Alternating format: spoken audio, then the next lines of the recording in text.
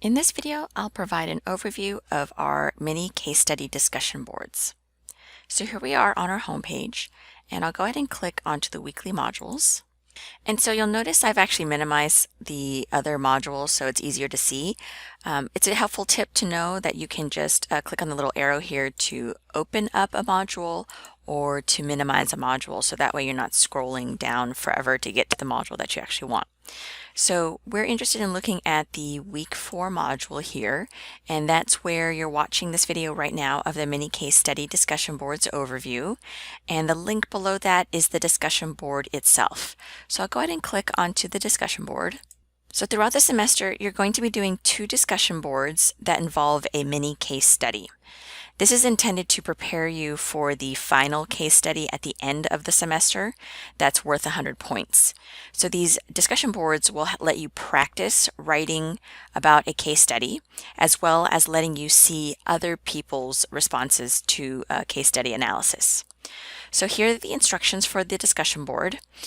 You're going to post 8 to 15 sentences by Thursday. Note that this is much longer than our usual discussion board, and you still have to reply to 2 other students with at least 3 to 5 sentences by Sunday.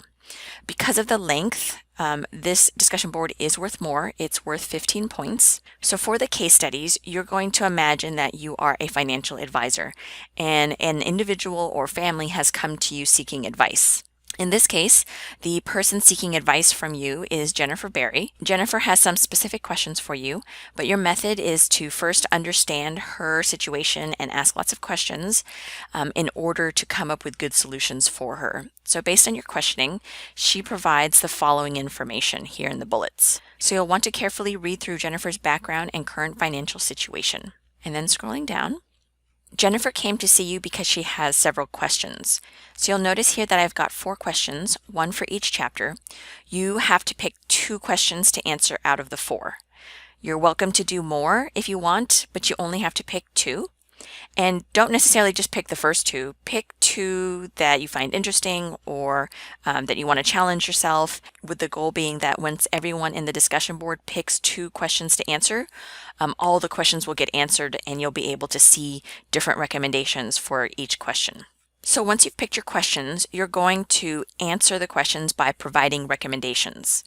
In addition, you need to explain why the recommendation is appropriate for her situation.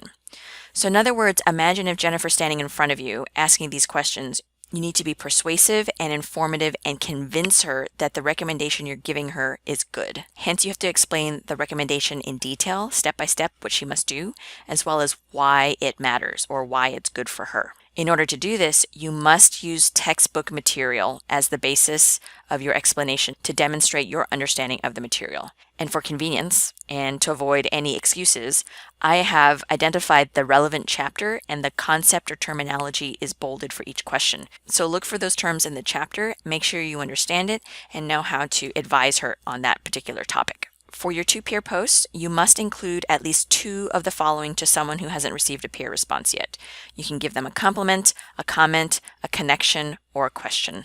Later in the semester, you'll have another discussion board with a different case, but it will be the same process, where the client will describe their background and have a series of questions covering certain chapters that you can pick to answer.